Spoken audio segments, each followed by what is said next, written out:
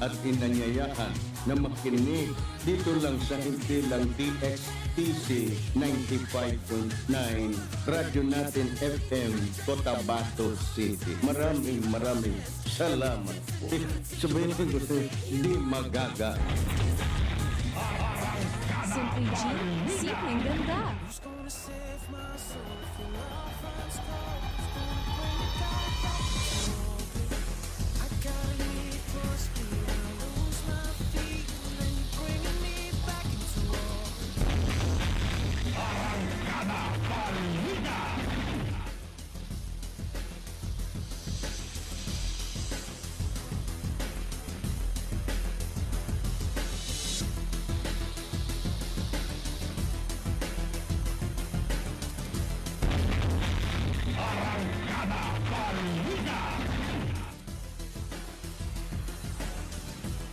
DXTC 95.9 na Radyo Natin FM Cotabato City is a proud member of the KBP Kapisanan ng mga broadcaster ng Pilipinas of MBC Manila Broadcasting Company or Media Group.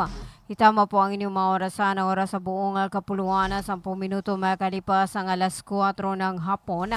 Magandang hapon na Central Mindanao. Welcome aboard sa Arangkada Balita. Ngayon ay araw ng Martes, ikadalawa sa buwan ng Hunyo 2026 at ikalabing-6 sa buwan ng Julhizza 1447 sa Islamic Hijra Calendar. Sa ngalan po ng aming butihing station manager sa aming admin officer KBP license, BCTR Sir PB Jowaril at sa aming news head, Miss Norunisa Mamintal Kusin, sa aming mga media technician, ako po ang inyong makakasama sa loob ng isang oras, Radyo Natin, Caroline Abbas. 11 minuto makalipas ang alas 7 alas 4 ng hapon at ang oras na natin sa inyo ng Cotabato Institute of Technology Foundation Incorporated at ng Al-Rais Ventures Corporation nasa pamahala ni Manager Abidin E. Ali at also atid sa inyo ng Green Pharmacy para sa mga preskong gamot. Hanapin lamang ang Green Pharmacy na makikita sa tapat lamang ng People's Palace in Suat Avenue, Cotabato City. Hatid din sa inyo ni MP Attorney Omar Yasser Sema at ng Ministry of Labor and Employment or Molly Barb. At hatid din sa inyo ni Dato Udin Sinsua at Municipal Councilor Honorable Teodoro Ted Moingit. 12 minuto makalipas ang alas 4 ng hapon.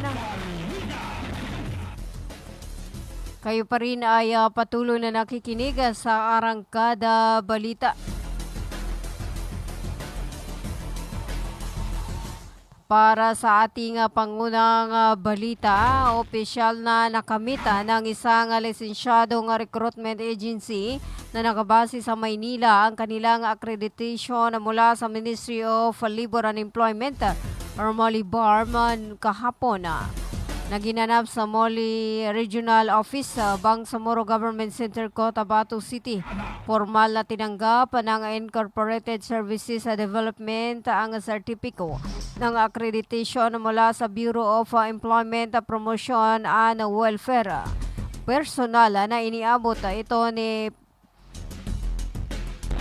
Bureau of Employment Promotion and Welfare Director Sarah Gina Sinsuata at iba pang opisyal sa mga kinatawan ng nasabing ahensya dahil sa pagkilalang ito may otoridad na sila nga maghanapan at kumuha ng mga manggagawa para sa mga kontrata sa loob ng rehiyon alinsunod sa mga umiiral na batas at regulasyon sa paggawa. Ang proseso ng accreditation ay sinasagawa sa pamamagitan ng Recruitment and Accreditation Division ng BEPW. Sila ang may tungkuling magbigay ng sertipiko sa mga lokal at dayuhang ahensya na nagnanais mag-recruit ng mga manggagawang nakitira sa BERMM. Ayon sa mga alituntunin ng MOLE, kinakailangang magparehistro at kumuha ng akreditasyon ang mga recruitment agency sa ministry. Ito ay kailangang i-renew bawat 3 taon upang masiguro na sumusunod o sumusunod sila sa Bangsamoro Autonomy Act number 9 o ang Recruitment Agency Regulation Act of 2020. 14 na minuto makalipas ang alas 4 ng hapon. Sinumiti ng opisyal ng Ministry of sinumiti ng mga opisyal ng Ministry of Labor and Employment or Molibarm noong ika-1 sa buwan ng Hunyo taong kasalukuyan ang panukalang pagpapataas ng pondo sa ilalim ng Tier 2 Budget Allocation sa Ministry of Finance and Budget and Management. Ito ay sa isinagawang technical budget hearing para sa fiscal year 2027 na may layuning palawakin pa ang mga programa at serbisyo para sa mga manggagawa sa Bangsamoro. Kasama sa panukala ang pagtaas sa maintenance and other operating expenses upang masuportahan ang mga estratehikong plano at proyekto ng ahensya. Binibigyang diin na ayon pa kay sa pahayagan ni Moli Minister Muslimin G7, pinagmamalaki ng Moli ang patuloy na pagpapakita ng mahusay na pagganap sa pagpapatupad ng mga programa at wastong paggamit ng pondo. Ito ay patunay ng dedikasyon sa disiplina sa pananalapi at maayos na paghatid serbisyo. Binibigyan din niya ang pangangailangan na mas malaking pondo sa susunod na taon upang matugunan ang pangangailangan ng sektor ng manggagawa. Ayon pa kay Minister Sema, maraming mga kababayan na naghihintay ng pagkakataong magkaroon ng disenteng trabaho at matatag na pamumuhay. Sinuri naman ang panel mula sa MFBM Bangsamoro Budget Office sa pamumuno nina Attorney Rahma Sanglitan, Attorney Salim Barat, Alia Mahmoud, Attorney Osria Toto at Datu Helmic Khan Harun. Ang mga Bangsamoro Budget Preparation Form na isinumite ng Mole sa pagtatapos ng pagpupulong at tiniyak na pamunuan ng Mole na isa sa alang-alang at tutugunan nila ang mga rekomendasyon ng MFBM. Kinilala rin nila ang mga pananaw at suhisyon ng nasabing ahensya ay makakatulong upang mas mapalakas ang kanilang hangarin na makapagbigay ng disenteng hanap buhay at matatag na kabuhayan sa buong rehiyon ng Bangsamoro.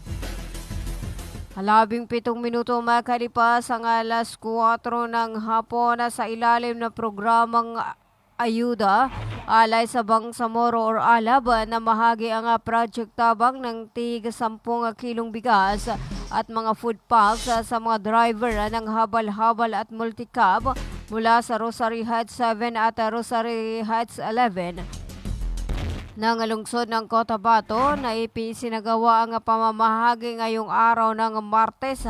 Ang aktibidad ay sinagawa alinsunod sa direktiba ni Chief Minister Abdurrauf Imakakua at sa pamumuno ni Project Taba o Project Manager Ibrahim Pilangkua.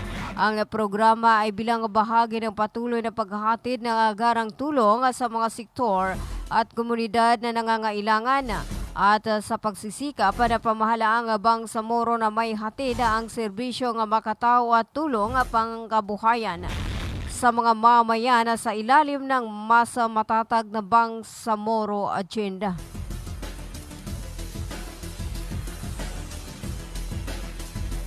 Labing 8 minuto makalipas ang alas 7 ng umaga, tayo po ay magbabalik after this page, short commercial, or alas 4:18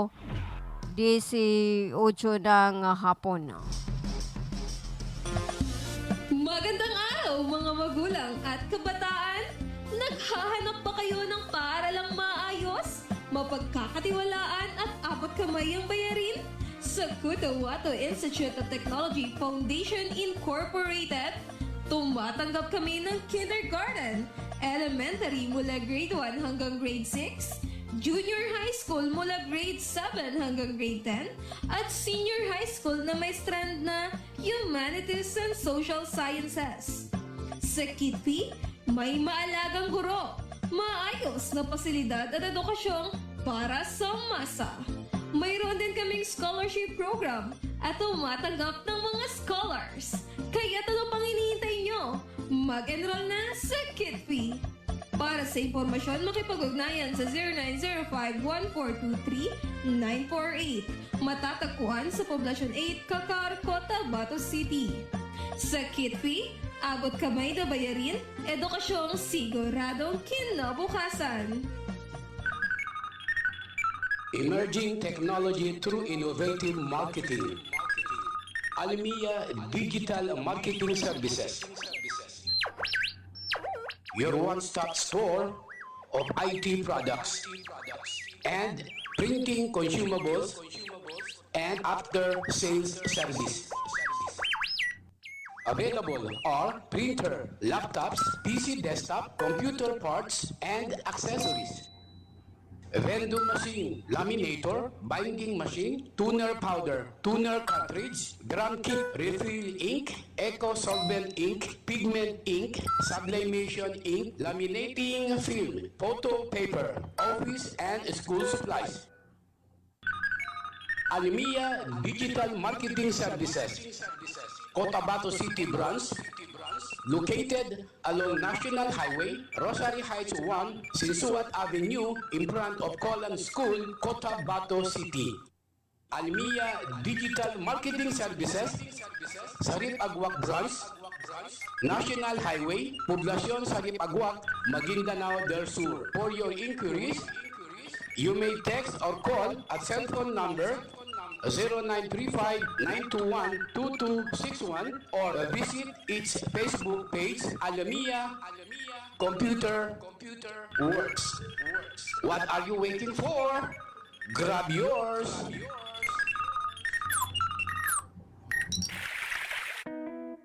Water refilling station ba ang hanap mo? Ang Cotabato Aqua Life Water Refilling Station ay higit na mabuti dahil mayroong itong malinis at nakakabuti sa ating katawan. Matatagpuan sa Santa Ana Street, Ruales Site, RH13, Cotabato City. Para sa karagdagang katanungan, tumawag sa kanilang contact number 0916-3574-888 o 421-2011. Cotabato Aqua Life Water Refilling Station. A quality life, a quality water.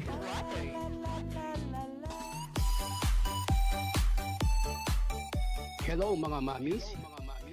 Gusto nyo bang manganak sa dekalidad at libreng paanakan? Halina at puntahan ang Bagwa Lying-in Clinic. Libreng manganak at kasama na ang family planning. Kaya mga mamis, simulan na ang libreng pagpapacheck-up. Dito lang yan sa Bagwa Lying-in Clinic. Open 24 hours at PhilHealth accredited. Narito ang kanilang mga services offered. Family planning, IUD insertion or removal, check-up, pill supply, condom supply, DMPA injection, referrals for bilateral ligation, BTL, natural family planning, NFP method, counseling, maternal and child health, physical exam, breast exam, pelvic exam, prenatal care, postnatal care, pap smear, well body care, immunization, breastfeeding, cord dressing, whey taking, safe, normal, spontaneous delivery, newborn screening. For other services, you may please contact our midwife at landline number 557-4422 or a cell phone number 0917-531-6697. Para sa mga karagdagang katanungan, pwede kayong bumisita anumang oras sa Bagwa Lying-in Clinic at hanapin lamang ang kanilang clinic manager. Ang Bagwa Lying-in Clinic ay matatagpuan sa Kimpo, Bagwa 2, Cotabato City. Owned and managed by Madam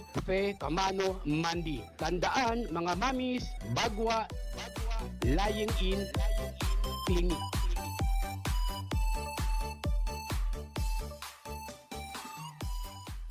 Libre po ang mga anak sa Bagwa Lying-in Clinic. Kinakailangan lamang po ang updated na PhilHealth. Maraming salamat.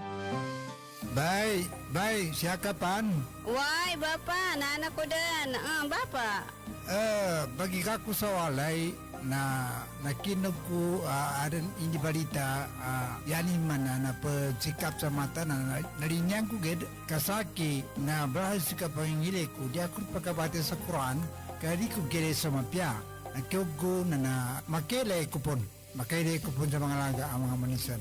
Ano natabuan Bapa? Kaadin nga katawang ko. Nang bapatalunong ka na mapiyay ka-check-upin. Do kumpleto sila sa mga gamit sa ka-check-up sa mata. Surlang Eye Care Clinic.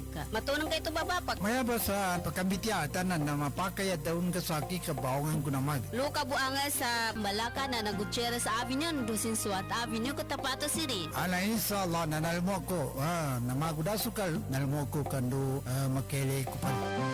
Mga pagali nami, mga pakat nami, mubangili kano sa mapeka check-up nin sa mata, undo kompleto mga gamit nin, naangay kano sa Glang Eye Care Clinic, matun sa Malaka na Gutierrez Avenue, Dusin Suat Avenue, Cotabato City. Mapakaya tamawag kano sa cellphone number nilan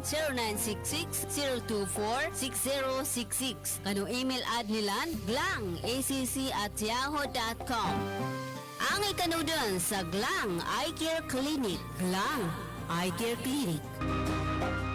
Bumili at manalo ng 300 trips to Mecca raffle promo sa KCC Mall of Cotabato. May 1 raffle entry sa bawat 200 pesos sa KCC Department Store o 1 raffle entry sa bawat 500 pesos sa KCC Supermarket gamit ang KCC Forever Bonus Card. May chance ka pang manalo ng 40 million shopping money. Milyong exciting prizes. KCC Supermarket, nakabarato. Everything's here at KCC for you.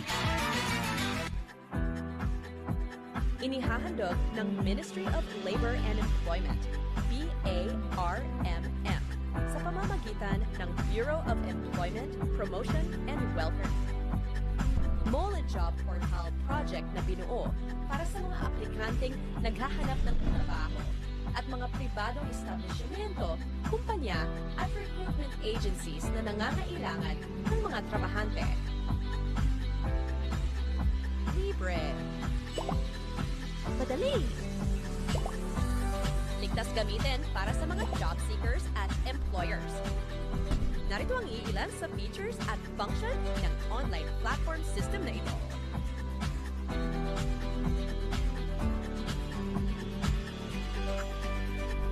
O di kaya'y bisitahin lamang ang website na ito.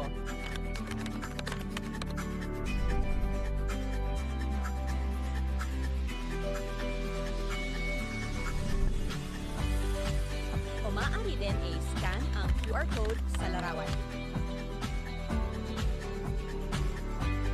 Para sa karagdagang impormasyon, bisitahin ang official website ng moliportal.h.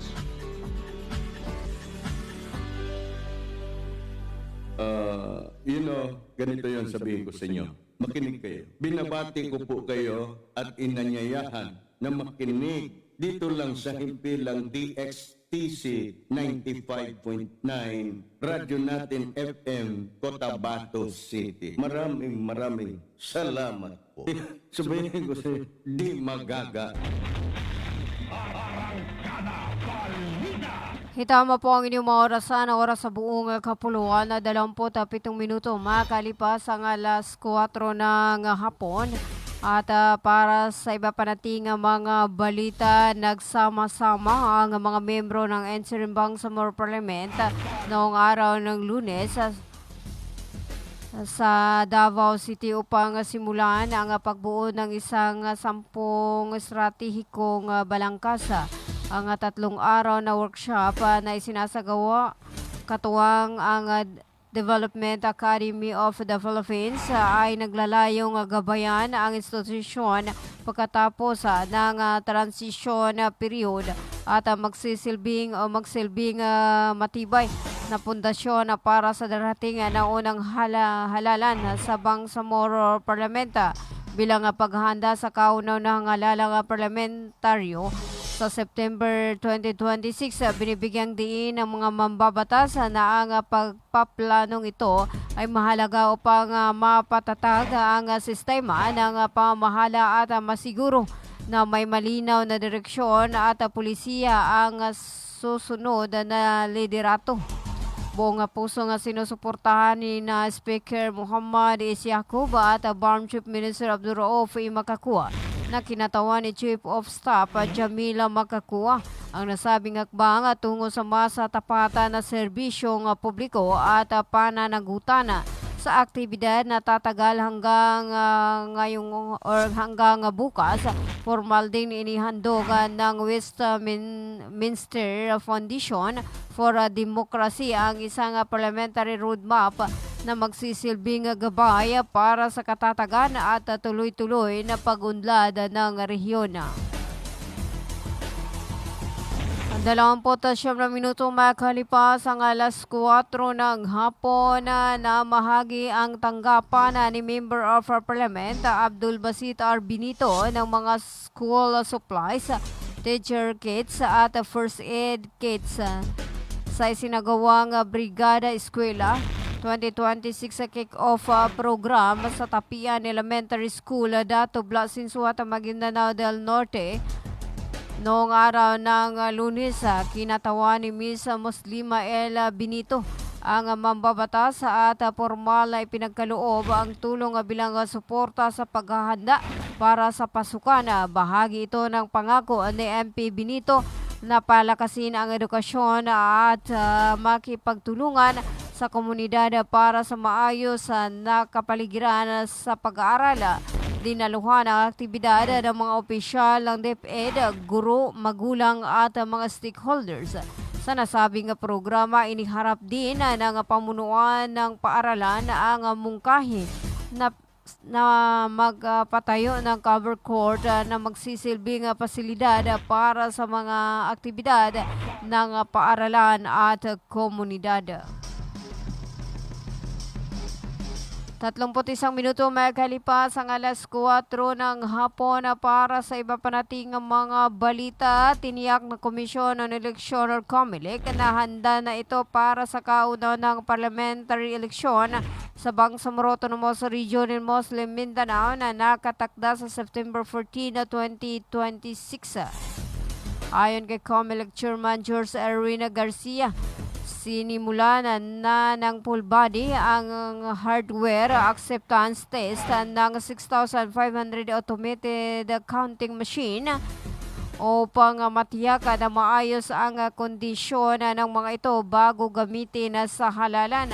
Matapos ang testing phase, sasailalim ang mga ACM sa simulation exercise at pre-logic and accuracy test bago mabigyan ng pinala na sertifikasyon. Magdi-deploy din ng COMELEC ng mga contingency machine, extra baterya at repair hubs sa bawat lalawigan ng BARM upang maiwasan ang aberya sa araw ng halalan. Sinabi rin niya na pag-aaralan ng COMELEC ang panukalang itaas ang shading threshold ng SCM mula 15% tungo sa 25%. Bagamat nananatiling mataas ang accuracy rate ng mga makina na sa nakaraang halalan. Nakikipag-ugnayan din ang COMELEC sa Philippine National Police at Armed Forces of the Philippines upang malinaw na matukoy at maitala ang mga insidenteng may kaugnayan sa halalan. Samantala, ipinatutupad ang gun ban mula July 16 hanggang September 29 para sa BARM election. Hinimok ni Garcia ang publiko na sumunod sa nasabing patakaran matapos maaresto ang halos 16,000 katao dahil sa paglabag sa gun ban noong 2025 eleksyon.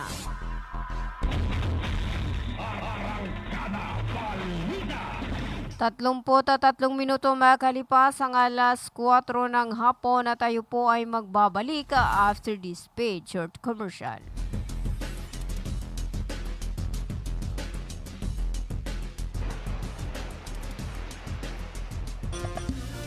Magandang araw mga magulang at kabataan! Naghahanap ba kayo ng paaralang maayos, mapagkakatiwalaan at abot kamay ang bayarin? Sa Cotabato Institute of Technology Foundation Incorporated, tumatanggap kami ng kindergarten, elementary mula grade 1 hanggang grade 6, junior high school mula grade 7 hanggang grade 10, at senior high school na may strand na Humanities and Social Sciences. Sa Kitty, may maalagang guro, maayos na pasilidad at edukasyong para sa masa. Mayroon din kaming scholarship program at tumatanggap ng mga scholars. Kaya ano pang hinihintay nyo? Mag-enroll na sa Kitty. Para sa impormasyon, makipag-ugnayan sa 0905-1423-948. Matatagpuan sa Poblacion 8, Kakar, Cotabato City.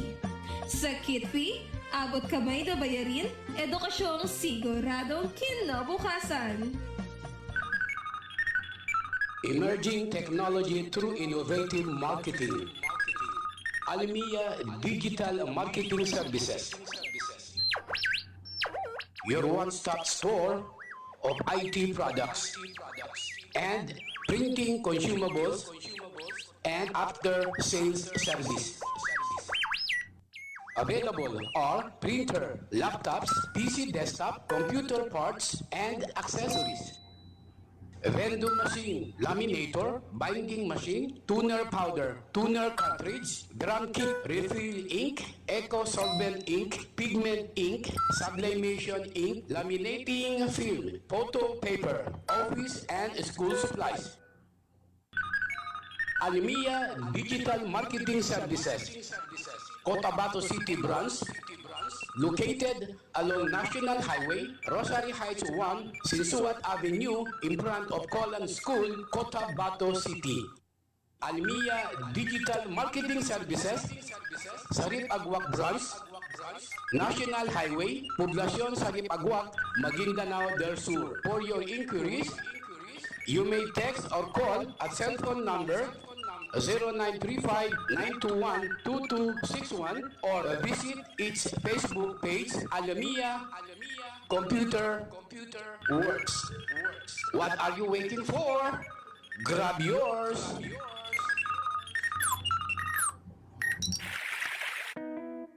Water refilling station ba ang hanap mo? Ang Cotabato Aqua Life Water Refilling Station ay higit na mabuti dahil mayroong itong malinis at nakakabuti sa ating katawan. Matatagpuan sa Santa Ana Street, Ruales Site, RH13, Cotabato City. Para sa karagdagang katanungan, tumawag sa kanilang contact number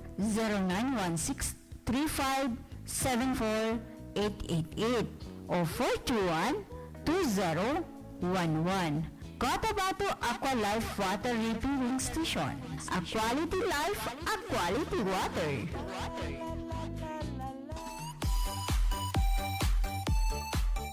Hello mga mamis.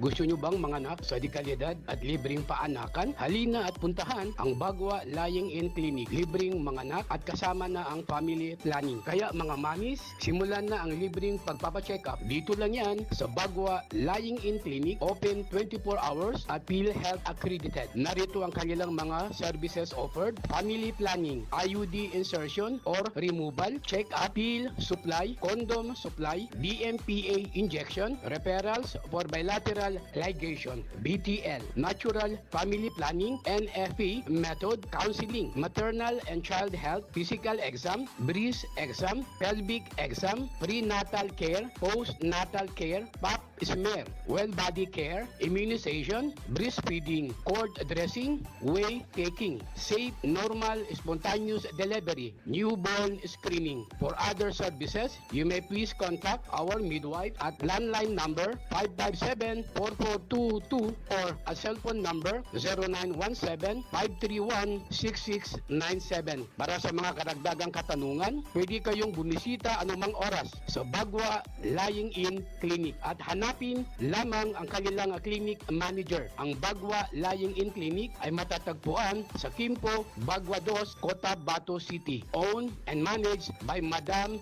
Fe Camano Mandi. Tandaan mga mamis, Bagwa Lying-in Clinic.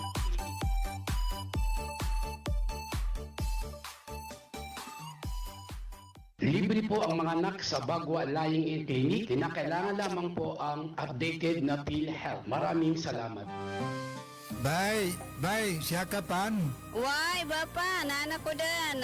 Bapa.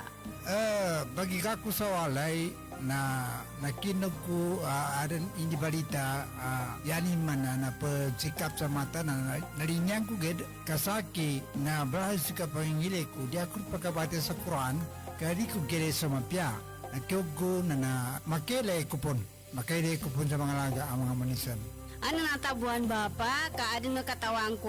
Nang bapatalunong ka na mapiyay ka-check-upin. Kumpleto sila sa mga gamit sa ka-check-up sa mata. Surlang Eye Care Clinic. Matunong kayo ito, Bapa? Maya ba sa pagkambitiatan na mapakaya daun kasaki kabawangan ko namag. Luka buanga sa Malaka na Gutierrez Avenue, Dusin Suat Avenue, Cotabato City. Ala inshallah na nalmo ko.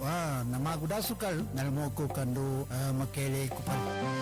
Mga pagali nami, mga pakat nami, ubangili kano sa mapeka check-up nin sa mata, undo kompleto yung mga gamit nin, naangay kano sa Glang Eye Care Clinic, matun sa Malaka na Gutierrez Avenue, Dusin Suat Avenue, Cotabato City. Mapakaya tamawag kano sa cellphone number nilan 0966-024-6066. Kano email ad nilan glangacc@yahoo.com. Angay ka doon sa Glang Eye Care Clinic. Glang Eye Care Clinic. Inihahandog ng Ministry of Labor and Employment, BARMM, sa pamamagitan ng Bureau of Employment, Promotion and Welfare. Mole Job Portal project na binuo para sa mga aplikanteng naghahanap ng trabaho at mga pribadong establishmento, kumpanya at recruitment agencies na nangangailangan ng mga trabahante. Libre. Madali. Ligtas gamitin para sa mga job seekers at employers. Narito ang iilan sa features at function ng online platform system na ito.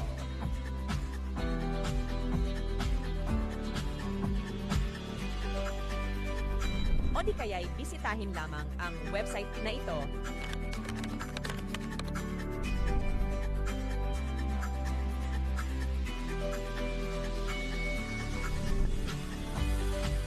O maaari din i-scan ang QR code sa larawan. Para sa karagdagang impormasyon, bisitahin ang official website ng moleportal.h. Bumili at manalo ng 300 trips to make a raffle promo sa KCC Mall of Cotabato. May 1 raffle entry sa bawat 200 pesos sa KCC Department Store o 1 raffle entry sa bawat 500 pesos sa KCC Supermarket gamit ang KCC Forever Bonus Card. May chance ka pang manalo ng 40 million shopping money. Milyong exciting prizes. KCC Supermarket, nakabarato. Everything's here at KCC for you. Ganito yon sabihin ko sa inyo. Makinig kayo. Binabati ko po kayo at inanyayahan na makinig dito lang sa himpilang DXTC 95.9 Radyo Natin FM, Cotabato City. Maraming salamat po. Sabihin ko sa inyo, di magaga.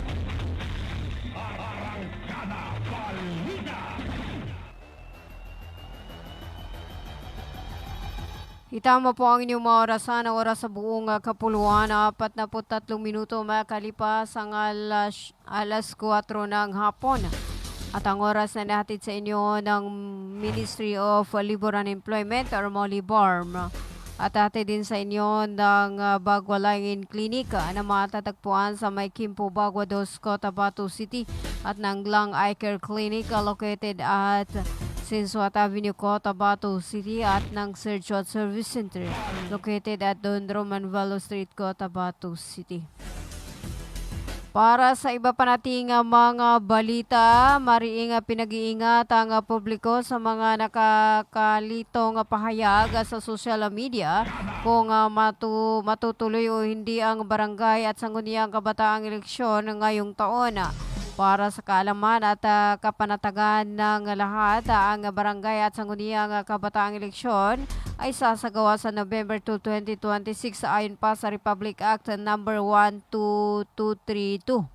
Ang batas na ito ay pinirmahan ni Pangulong Ferdinand Marcos Jr.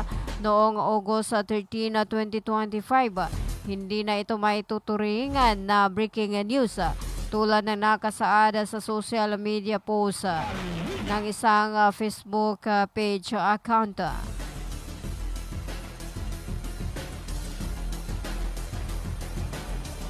Kaya paalala ng COMELEC na ang pagpapalaganap ng maling impormasyon upang maging sanhi ng kalituhanan ng mga botante ay maaaring ituring na election offense sa ilalim ng seksyon 26 or 261 ng Omnibus Election Code. 45 minuto makalipas ang alas 4 ng hapon. Para sa iba pa nating mga balita, inaresto ng mga otoridad ang umano'y big time tulak sa Tawi-Tawi matapos makumpiska ang 1 kilo ng shabu na hinihinalang shabu na nagkakahalaga ng 6.8 milyon kahapon.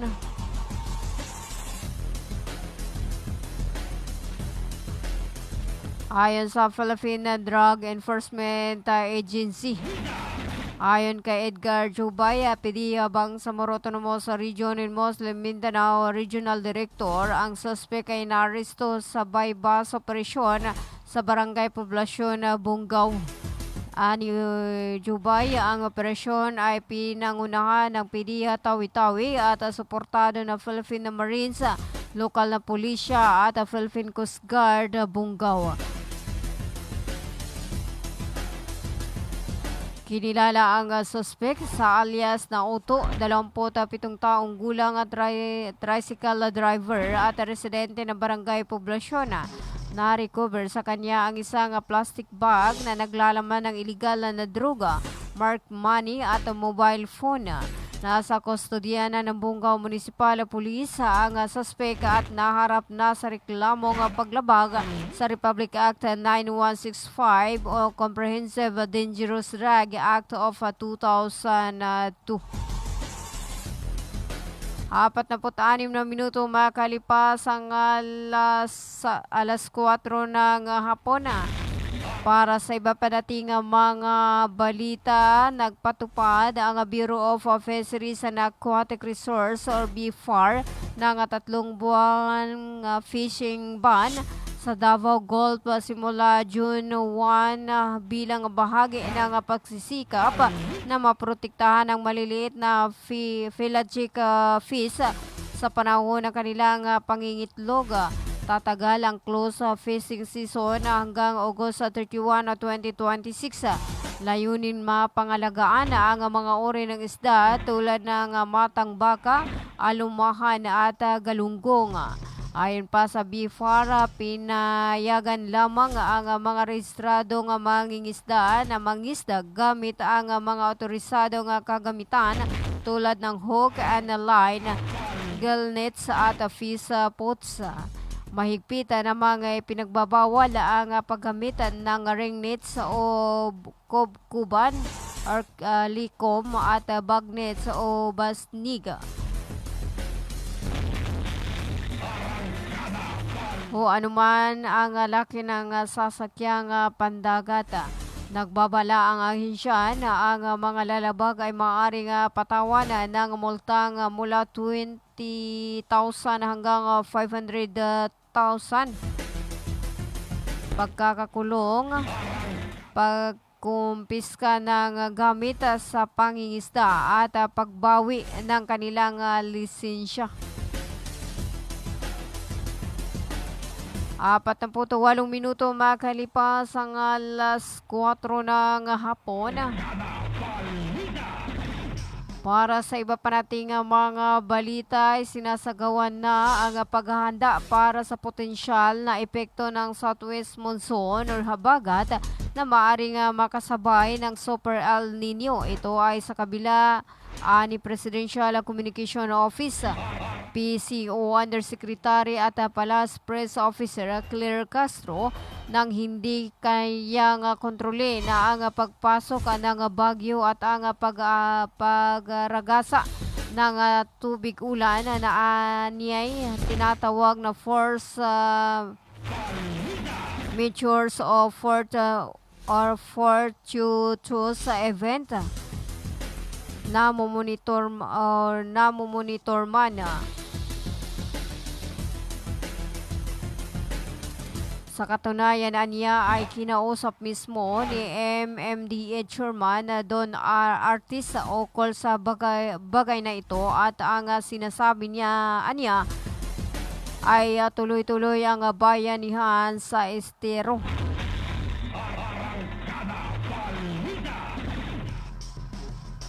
Samantala, winika ni Castro na bago umalis si Pangulong Ferdinand Marcos para sa Japan, nagpatawag muna ito ng pagpupulong para sa El Nino Action Plan. Nakapaloob dito ang water, food at energy security, health protection at public safety. Anya pa, muli ng mga pagaganahin ng Department of Agriculture RDA, National Food Authority or NFA at the Bureau of Fisheries and Aquatic Resources o BFAR and National El Nino Task Force. 50 minuto makalipas ang alas 4 ng hapon. Para sa iba pa nating mga balita, hinilingan na Presidential Communication Office sa Department of Justice or DOJ na susuriing mabuti at maghain ng kaukulang kaso laban sa 4 na Facebook account para sa di umano'y nagpapakalat ng peking pahayag na ipinapatigil ng Korte Suprema ang pag-aresto kay Senator Ronald Bato de la Rosa. Sinabi ng anti-fake news sa desk ng PCO na ang post ay malinaw na maling pagpapahayag na ang Korte Suprema ay may kautusan na pinipigilan ang mga otoridad mula sa pag-aresto sa pagsuko kay De La Rosa sa International Criminal Court. Sakop ng pag-endorso ng ang Facebook account at pages na kinilala.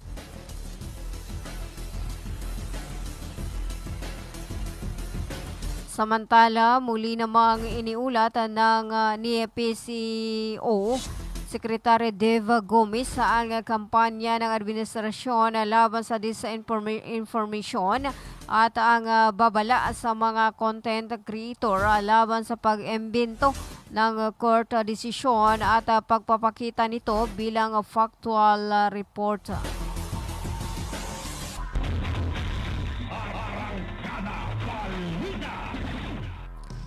52 minuto makalipas ang alas 4 ng hapon at tumistigo si prosecution witness at Department of Public Works and Highways or DPWH Engineer John Carlo Rivera nitong Martes at sinasabing nasa 5 kontraktor ang nagbayad ng 10 milyon kada proyekto bilang commitment fee o kickback fee kay dating DPWH Bulacan First District Engineering Office, District Engineer Henry Alcantara. Si Rivera, Engineer 2 sa DPWH Bulacan First District Engineering Office ay nagbigay ng kanyang testimonya sa paglilitis para sa malversation case na inihain na laban kay dating Senator Ramon Bong Revilla Jr. at 6 na iba pa. Sangkot sa kaso ang 92.8 milyong GOS flood control project sa Pandi, Bulacan na wala namang estruktura. Sinabi ni Rivera na inatasan siya ni Alcantara na mag-ipon ng listahan ng flood control project na pupunduhan sa ilalim ng national budget kasama ang project proponents o mga opisyal ng pamahalaan at ang mga kontraktor na nagbayad ng commitment fee matapos igawad ang proyekto. 53 minuto makalipas ang alas 4 ng hapon. At para sa ating panghuling balita, inanunsyo ng Lebanon ng isang partial ceasefire sa pagitan ng Israel at Hezbollah bilang hakbang para mabawasan ang tensyon sa nagpapatuloy na digmaan sa rehiyon. Sa ilalim ng kasunduan, hindi muna magsasagawa na pag-atake ang Israel sa Beirut at ang mga karatig lugar na kontrolado ng Hezbollah habang ititigil naman ang grupong suportado ng Iran ang mga pag-atake nito laban sa Israel. Gayunman nilinaw ng Lebanon na hindi pa nito tuluyang tinatapos ang sigalot sa bansa. Nauna nang inanunsyo ni US President Donald Trump ang kasunduan at sinasabing nangako umano ang Hezbollah sa pagitan ng intermediaries na hindi aatake sa Israel. Ayon naman kay Trump, pumayag sa Israeli Prime Minister Benjamin Netanyahu na huwag munang umatake sa Beirut. Subalit sinabi ni Netanyahu na magpapatuloy pa rin ang operasyong militar ng Israel sa southern Lebanon. Patuloy rin ang bakbakan sa timog Lebanon at tiniulat ng Israeli militar na nakasagupa nila ang dalawang projectile na nagmula umano sa Lebanon nitong Martes. 55 minuto makalipas ang alas 4 ng hapon at yan na po ang kabuuan ng ating arangkada balita. Ang ating arangkada balita ay hatid sa inyo ng Cotabato Institute of Technology Foundation Incorporated at ng Al Rais Ventures Corporation na sa pamahala ni Manager Abidin E. Ali at also hatid sa inyo ng Green Pharmacy para sa mga priskong gamot. Hanapin lamang ang Green Pharmacy na makikita sa tapat lamang ng People's Palace, Sinsuat Avenue, Cotabato City. At hatid din sa inyo ng Amaya Beach Resort na matatagpuan sa Maykosyong Awang, Dato Udin, Sinsuat, Maguindanao del Norte. At hatid din sa inyo ng Ministry of Labor and Employment or MOLIBARM at ni MP Attorney Omar Yasser Sema. At also hatid sa inyo ni Dato Udin, Sinsuat, Municipal Councilor Honorable Teodoro Teda Moinget at ng Glang Eye Care Clinic located at Sinsuat Avenue, Cotabato City at ng Search and Service Center para sa repair ng inyong mga relo, analog man o mapa digital. Bisitahin lamang ang Search and Service Center na matatagpuan sa Don Roman Velo Street, Cotabato City at ng Kimpo at ang Bagua Lying Clinic na matatagpuan sa may Kimpo, Bagua 2, Cotabato City.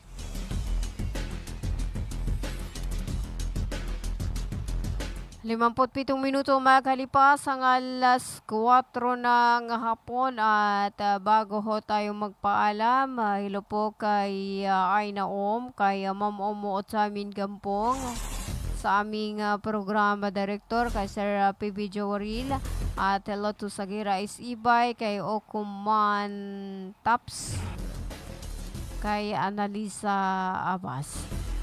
At watching from Sapad Matanog, Maguindanao, hello to Sagira Isibay at hello din po kay Del.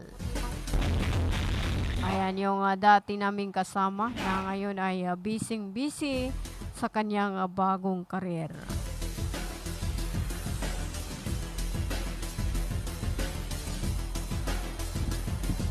Dalawang minuto na lang ang nalalabi bago mag alas 5 ng hapon. Maraming salamat po sa pagsama sa akin sa loob ng isang oras. Hanggang sa muli sa ganito ring oras sa Timpila na 95.9 na radyo natin FM Cotabato City. Ngayon ay araw ng Martes, ika-2 sa buwan ng Hunyo, 2026 at ika-17 o ika-16 sa buwan ng Julhidza 1447 sa Islamic Hijra Calendar. Sa ngalan po ng aming butihing station manager sa aming admin officer KBP license, BCTR Sir PB Jawaril, at sa aming news head, Miss Norunisa Mamital Hussein. At sa aming mga media technician, ako po ang inyong nakasama, radyo natin Caroline Abbas. Magandang hapon Central Mindanao. Manatiling nakatutok sa 95.9 radyo natin FM Cotabato City. Tuloy-tuloy sa pagbabalita, tuloy-tuloy sa serbisyo, sama-sama tayo Pilipino at sama-sama tayo Bangsamoro. Ganito yon sabihin ko sa inyo. Makinig kayo. Binabati ko po kayo at inanyayahan na makinig dito lang sa himpilang DXTC 95.9 Radyo natin FM Cotabato City. Maraming salamat po. Sabihin ko sa inyo, di magaga. Eunice Quirong na nagpakalat ng fake news. Bunso nito posibleng kumaharap sa kasong paglabag sa Article 154 ng Revised Penal Code in relation to the Cybercrime Prevention Act ang mga nasa likod ng naturang Facebook account. Ito si RH19 na Nolasco para sa DZRH, una sa Pilipinas, una sa Pilipino. Maraming salamat Manila Girl Tina Nolasco. Samantala, hinalang tinutulungan umano ni dating PNP Chief Albayalde sa pagtatago ni Senator Bato de la Rosa. Bine-verify naman ng NBI. RS-15 Giselle Ricafort, please come in. Nakayang bine-verify ng National Death Investigation yung mga claim na tinutulungan di umano magtago ni dating PNP